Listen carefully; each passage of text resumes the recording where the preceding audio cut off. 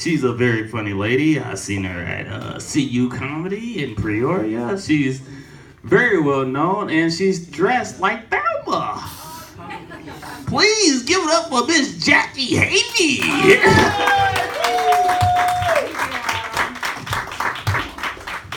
Yes, I'm Jackie Havey, and I'm the only person that participated in the stupid costume contest, apparently. Because that's the kind of dork that I am. Costume contest? Of course I'm going to wear a costume.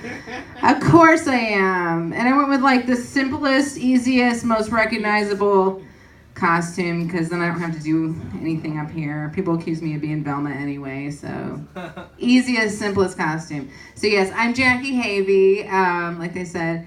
I'm single. I live with my mother. I live with 25 cats. And that's a lie, actually. We're down to 17 now. Whew, my life has gotten a little easier. So, yeah, it's going to take, I'm perpetually single. I'm a stereotype. I'm actually just a couple hours away doing a scrapbook retreat with my girlfriends. So, and I have cats, and I'm single, and I live with my mother. Here it is. Complete stereotype. Take it in. It's going to take a really special man, I think, to fit into that whole situation, like extremely special, like group home special, you know, like he's really got nothing else. He's desperate men. But I don't really make the best choices in men either. I mean, that's my fault. I kind of just look around a room for the most like dysfunctional, the most tattooed, the stretched ear things. Just somebody who looks completely unemployable, the most psychotic, probably homeless. That's the guy I'm gonna take home. I don't know. I'm a clearance shopper. I always go to the clearance rack first. I want what no one else wants. I don't want to have to deal with that competition of something else that people want. Typically, the kind of guy lately has kind of been like he looks like he's one drink away from becoming a Batman villain. That guy. I'm sure we'd get in a fight and he would get pissed off and like poison the water supply with laughing gas. That's the kind of dude I go for. I did start dating someone this summer. We met at a support group. Bad choices. So I did know this one guy for 5 years. I dated him for 5 years and never knew his real name. I didn't know who he was until I was rescued from his basement. But I mean, that wasn't the worst relationship. I had plenty of body lotion. He'd lower it down in a little basket, really romantic. Like if I was good, I got a little treat. Little doggy to pet on once in a while. But this last guy I dated this summer, we met in a support group for people who were rescued from people's basements. But his situation was a little different than mine. His door locked from the inside. So, his issues were a little different than mine. And we broke up this fall because I was feeling kind of smothered. I don't know if it was the pillow he was holding over my face or what. His video game obsession. I don't know what I think the pillow. We just wanted different things, really. Like I wanted a boyfriend. He wanted someone he could bury in the backyard. Different goals. You got to be on the same page with people. Learn that. But I don't know, like for the longest time, it was like, I was thinking, I will meet the one someday, the one who's going to follow through. Right, true love, right? It will prevail. I was looking for the one who would follow through on burying me in the backyard, for sure. And follow through on actually killing me. Because there's a lot of pussies out there, folks, and they just won't follow through. But men, I've learned so much from men over the years. I learned for sure if you want a job done right, you should really do it yourself. Like orgasms. Do it yourself, ladies. Much better. I recently overheard some ladies talking about all the horrible gifts they've gotten from guys over the years. Like, oh my God, he got me this horrible thing. Oh my God, it was disgusting. Oh my God. And I was just like, gifts? We're supposed to get gifts? I never got any gifts. All I ever got from a guy was herpes. Yeah. I like my men like I like my coffee, naked and afraid.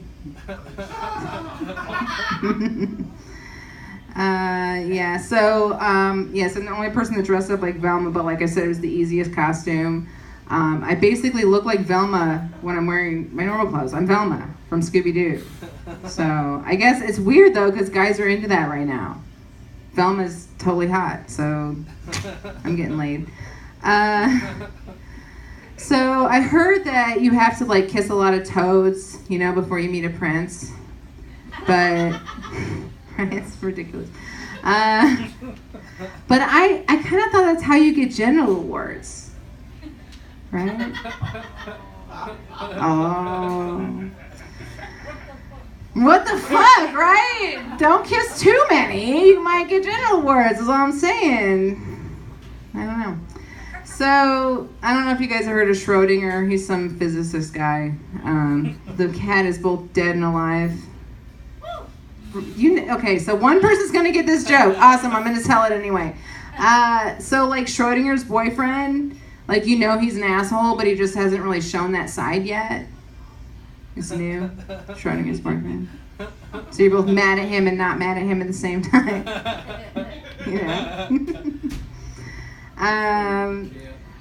Crazy as it sounds, I actually do have a lot of guys that I piss off a lot and turn down, and I'm pretty much to the point now where I think any given moment I could get acid thrown in my face.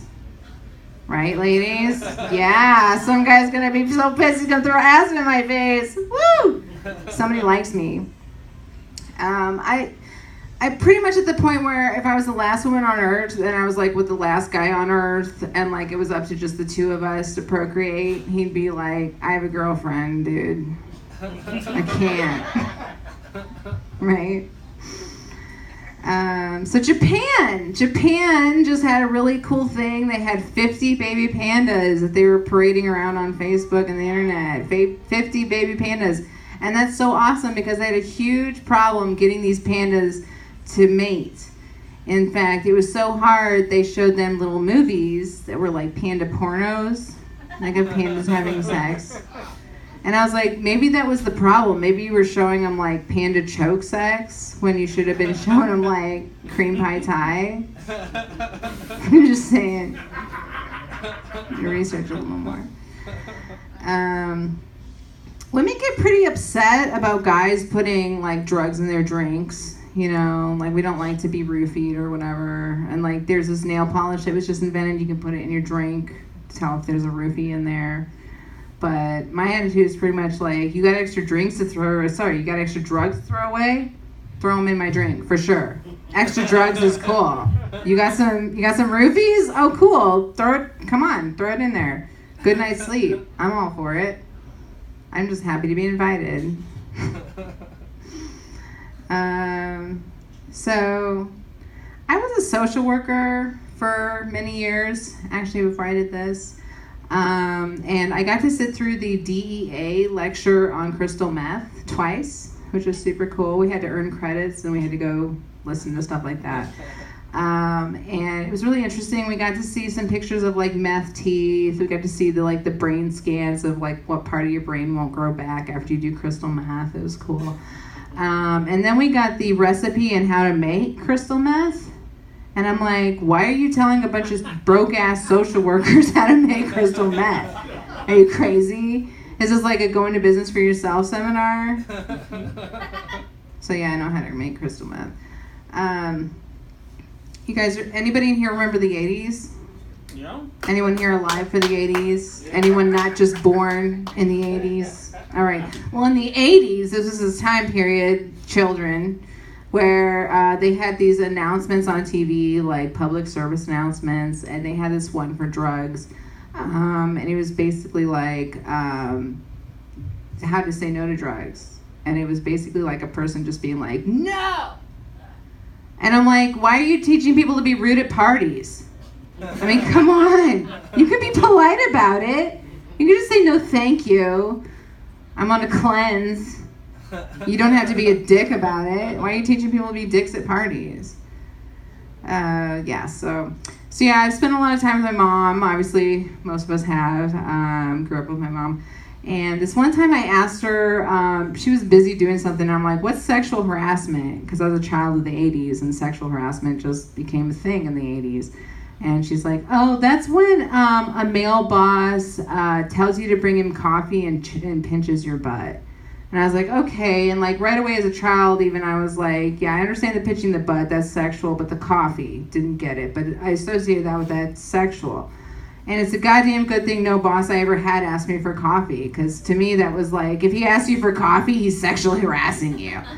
It's like, oh, you're down in like HR, and they're like, what'd you do to her, Bill? My God. He's like, I just asked her to hand me some coffee. I don't know why she went so crazy. Yeah, so, let's see. Let's see here. What else would you like to hear? I'm pretty sure that McDonald's is serving me like rat meat in my chicken McNuggets, which is like cool, but don't charge me for chicken, right? Fucking jack that shit up, man. I guess I will leave you with this. Have you guys heard about Garbage Island? Anyone? There's this this island where in the Pacific where all the garbage, because of the currents, is like, it's a big, huge 7-mile wide island of garbage. It's about the size of Aruba. And my whole life I prayed that I would be stranded on a deserted island. Like, that would be so cool, just be by myself. But with my luck, I would definitely end up on the giant ball of garbage. All right, guys, thank you so much. You've been a beautiful audience. Small but mighty. Thank you so much. Thank you to Paul Barber for having me on this show.